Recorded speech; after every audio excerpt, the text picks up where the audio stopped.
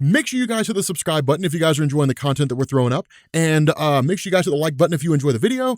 And yeah, let's begin.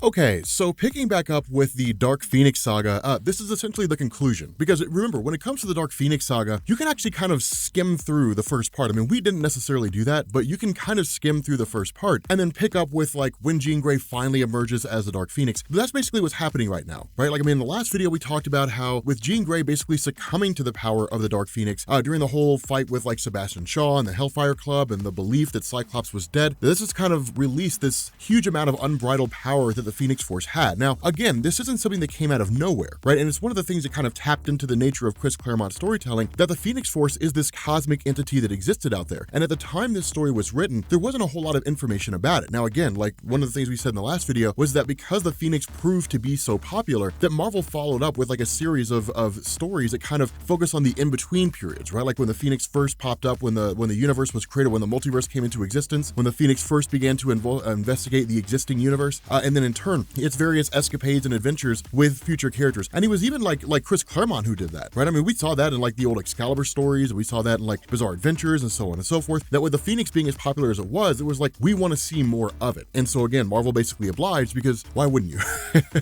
But at the time that this story was made, the Phoenix Force, being this cosmic entity that didn't really seem to have very many dealings with sentient beings, was essentially experiencing like powerful emotions all at the same time. And that was a difference, right? When Jean Grey was kind of in a subtle mindset and she was just kind of relaxed, the Phoenix didn't really experience anything like raw, powerful emotions, but love, hate, rage, those are powerful, and they can oftentimes be overwhelming, right? I mean, for us as people, it's just an overwhelming series of emotions. Hence the reason why we cry is because our body doesn't really seem to know how to handle it. And so in response to this, the Phoenix was overwhelmed by like the feeling of grief, the perception that Cyclops was killed, and in its feeling of grief manifested and basically kind of went crazy. With that came like the feeling of love that matched the feeling of grief, like I lost this man that I love more than anything. Like all those kind of raw emotions really just poured into the Phoenix, and it was experiencing them all for the first time. So it'd be like if you were granted cosmic awareness all of a sudden, right? It would overwhelm you. It would probably send your mind into absolute chaos, and you'd probably go into a catatonic state like Mastermind did. But the fact remains that with Phoenix essentially going crazy, essentially seizing control of Jean and then becoming mad, the first thing it does is attack the X-Men. Now, of course, the X-Men rally and try to fight as best they can, but that's one of the things to focus on here, is that you get this sort of conflict, and the X-Men basically don't really stand much of a chance. And it was Chris Claremont's way of basically showing, like, look how grandiose the power is in comparison to the X-Men. Now, by and large, when you look at the way this is drawn and you look at the way that it's written, it's not like crazy, right? It's not that the Phoenix just like waves her hand and they all go crashing down. And that was the nature of Claremont storytelling. There is such a thing, and really depending on how you view comics, I personally like the more grandiose power in scale, you know, like Infinity Gauntlet, Thanos snaps his fingers and half the life in the universe just vanishes, just blinks out of existence. To me, I like that kind of grandiose scale, that grandiose display of power. But in this instance, and when Chris Claremont used to tell his stories, the characters were for the most part tangible, right? So like Jean Grey with this insane amount of power,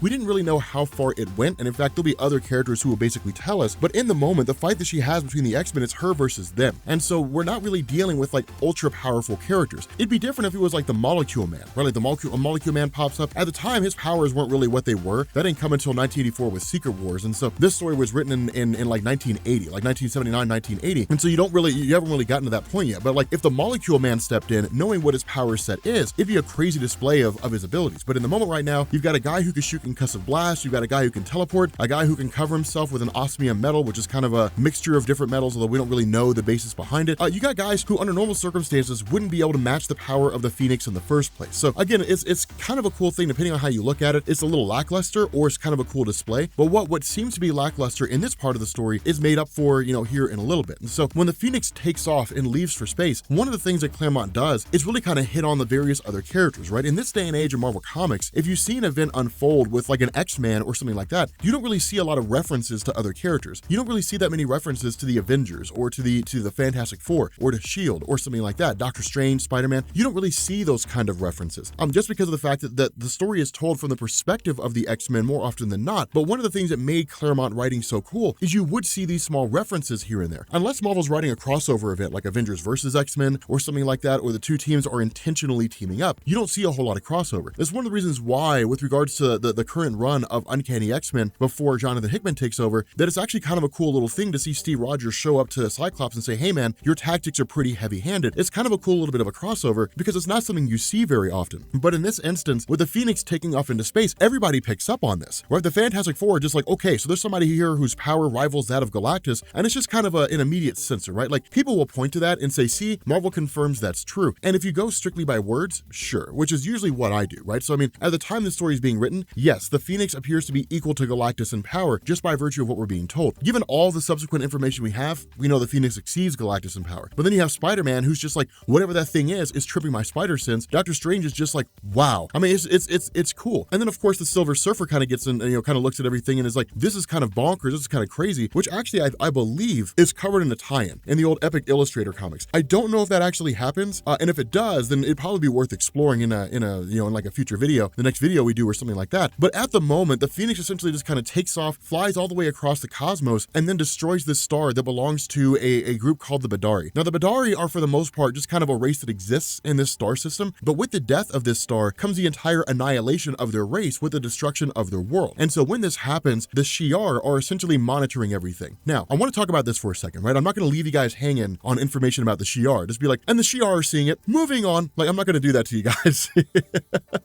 So when it comes to Marvel Comics and when it comes to various alien races, you guys are probably familiar with the Kree if you've seen Captain Marvel. You're probably familiar with the Skrulls if you've seen the movie as well, although they didn't go really in-depth into them. Those are for the most part what we call singular empires, meaning they are an empire composed of a singular race, right? So no matter how many planets make up the entire empire of the Kree or the Skrulls, they're all either housed by their own individual race or subjugated by that race. And that's basically it, right? Like the race controls them, and that's all there is to it. With the Shi'ar Empire, it's a little more benign in reality. The Shi'ar Empire is this empire that's composed of a bunch of different races. Now, the main race is the actual Shi'ar race, right? Like, they're basically avian in design. They look like birds, more or less. They have like wings on their arms and things like that. But what you also have under them are a whole host of other races. But as opposed to like subjugating them and saying like, you do what we tell you to, instead the Shi'ar work more along with them. And the reason why is because what this would do is allow the Shi'ar to become the most powerful empire in the entirety of the universe. Because instead of just relying on their own technology to make them, more powerful than they already are, instead they basically bring in other races, and then in a kind of symbiotic relationship where the Shi'ar give and the other race gives, the Shi'ar in turn expand the power of their empire by bringing in technology and weapons of other races. So it basically kind of bulks them up. It's greater than the sum of its parts, if that makes any sense. But with the Phoenix Force destroying that entire star, because the Badari were part of the Shi'ar Empire, or at least allies of the Shi'ar Empire, this in turn triggers the Shi'ar, which this scout ship more or less tries to launch an attack and is immediately destroyed. And so what this does is it calls into attention the actions of Lilandra, which have to be invoked and essentially lead to like this massive conflict. Now, with Lilandra, she's what's called the Magistrix. Originally, she was the sister of Daken, and Daken, of course, was the main villain from the original Phoenix Saga. So issues 104 to 108 or whatever they were of Uncanny X-Men, you'll find the link to that video down in the description. But with this particular conflict, Lilandra has to act, right? Because like, she's the new Magistrix, she's the one running the Shi'ar Empire. And when it comes to the Phoenix, if you go back and you look at Uncanny X-Men issues 107, 108, and 109, one of the things that's kind of explained or kind of told to us here is that the Phoenix operates inside the white hot room, right? Like this inside the M'Kraan crystal. And so with the Shi'ar essentially existing to protect the M'Kraan crystal, the Shi'ar exists to, on some level, protect the universe. But the problem with this is that with the Dark Phoenix being the threat that it is, the task of the Shi'ar to essentially like save the universe and to essentially like preserve its entire existence rests with destroying the Phoenix. Because a Phoenix is not really supposed to inhabit or take on the form of a physical and mortal human, because if it did, this is exactly what would happen. And so kind of safeguarding the Phoenix at the same time, safeguarding the M'Kraan crystal, the Shi'ar Empire essentially like steps in and calls together a meeting of some of the most powerful entities, the Kree, the Skrulls, and the Shi'ar themselves, all basically have this discussion on what they're going to do with regards to the Phoenix. Now, before we get into that, I kind of want to step back for a second, and I want to talk about Jean Grey, I guess the Phoenix going back and visiting Jean Grey, or Jean Grey's home. And the reason for this is not necessarily for any real reason other than the fact that the Phoenix is curious, right? Because what the Phoenix is here in a lot of ways is like a child. It's one of the reasons why the Phoenix is referred to as the Star Child. It doesn't really understand what it's experiencing right now. It doesn't understand the concept of emotion. It doesn't understand the concept of love and hate and things like that. It doesn't grasp those things, or at least at the time this story was written, it didn't grasp those things. And so because of that, with it kind of experiencing this huge influx of emotions from Jean Grey, now it becomes curious. Well, what's this talk about parents? What are parents? Like, I don't understand what parents are. And so it travels back to her original home to kind of get a feel for her life. Now, at the same time, there is also an aspect of Jean that's kind of prevalent here, right? Like Jean's essentially constantly fighting back against the Phoenix and trying to stop it from like seizing full control of her. And that's one of the reasons why Jean is a perfect host for it, because where the Phoenix can seize control of her, she can also kind of fight back to a degree, right? So it's one of those things of if you show you've got some gumption, then you're worth being a host. So it's like the Phoenix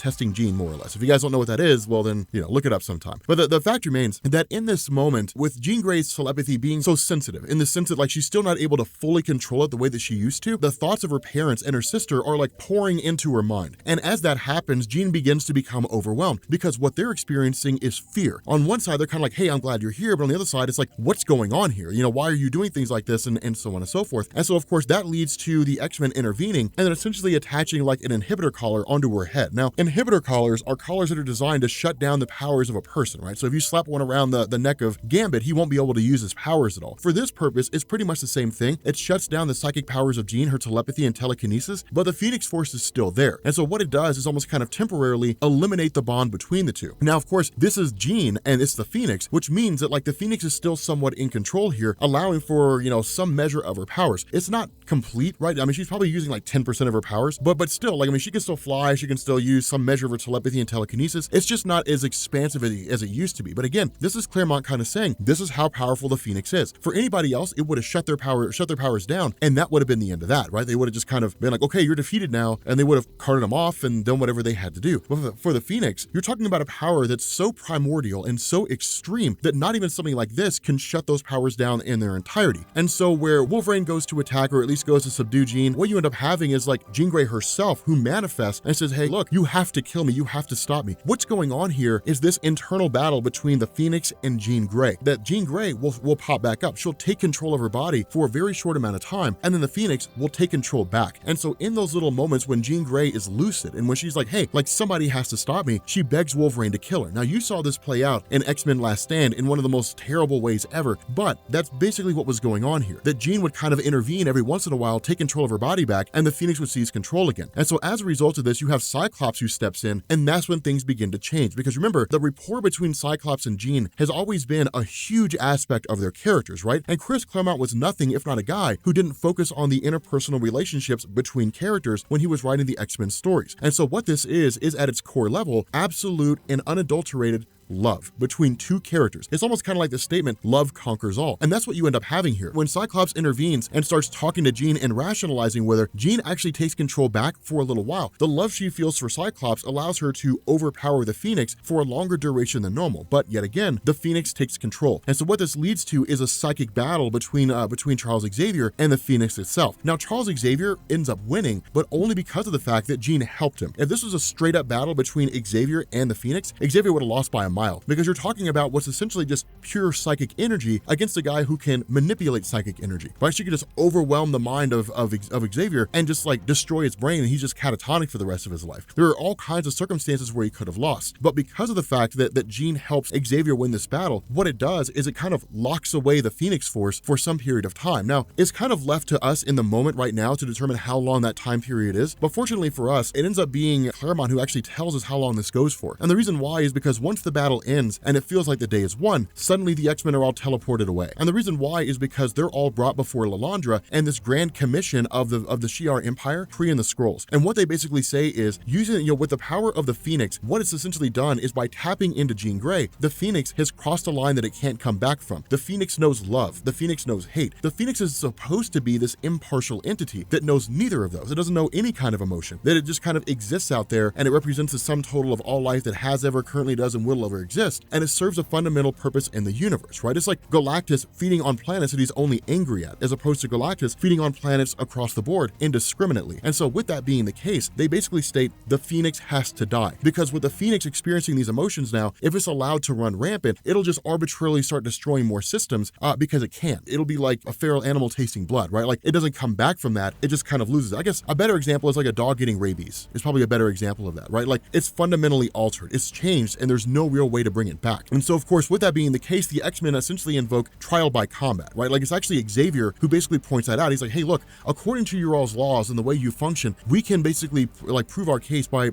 trial by combat. And the terms are this: if we as the X-Men win, we decide what happens to Jean Grey and the Phoenix. If the X-Men lose, then you guys decide what happens to Jean Grey and the Phoenix. And so, of course, the approval is granted by the Kree, the Shi'ar, and the Skrulls, and the trial by combat begins the next day. Now, this entire battle takes place on the blue area of the moon. But before we get into that, one of the cool things that goes on here is we actually get this kind of moment where Claremont goes character by character and really kind of focuses on them as individuals, right? And again, Claremont was well known for this. Now, we don't need to go through each one, but basically all they're doing is kind of going through and recollecting on their own moments with Jean, the experiences they've had in case they lose, but also the recognition of the fact that Jean Grey and all of them may die, right? Because this is a battle to the death. This is not a, I give up kind of thing. This is like, essentially, it's a trial, it's a battle to the death is what it's supposed to be. And so when this happens, of course, Jean Grey puts on her classic Marvel Girl outfit from the original X-Men by Stan Lee and Jack Kirby, and then both groups, the Shi'ar Imperial Guard and the X-Men, are dropped off on the blue area of the moon. Now, talking about the Shi'ar Imperial Guard for a second, this is, when we had our little segment where we talked about the Shi'ar kind of working with a whole bunch of other different races, that the Shi'ar Imperial Guard is the most elite fighting force in the universe. And the reason why is because the Shi'ar basically formed their Imperial Guard by handpicking individuals from all the worlds that are under their empire. And so you have like Gladiator, you have like, who's like a Strontian, basically Superman, except his powers are tied into his confidence. You've got a whole host of characters here, all of whom are incredibly powerful. And I would argue all of them are more powerful more powerful than the X-Men, which is exactly how this plays out. Now, the blue area of the moon is basically a portion of the moon that contains oxygen. And it's also the home base of the Watcher, right? The guy who basically watches everything unfold and never really intervenes, except for like the original Galactus trilogy where he tells him about the Ultimate Nullifier and a couple other different things. You guys will know him if you see him. But when this battle takes off, when this battle begins, for the most part, the X-Men are overwhelmed from the word go. Like there's really no chance for them to have any real measure of success. You're talking about one guy named Earthquake who can basically like control the ground underneath individuals, and not so far as like Avalanche where he can do it and just kind of like make the ground shake. I mean, like fundamentally change the entire structure of the ground beneath them. Now, in this entire conflict, Wolverine is thrown into the domain of the Watcher, and the Watcher kind of puts him through hell. He's just kind of like, you're not supposed to be here. And Wolverine's like, okay, well, if you got a problem with it, pops his claws. He's like, let's get on with it, Pops. And like literally the Watcher sends him through all these different illusions and twists his brain inside and out, and then throws him back, and he's like, don't come back. And Wolverine's like, you got it, bro.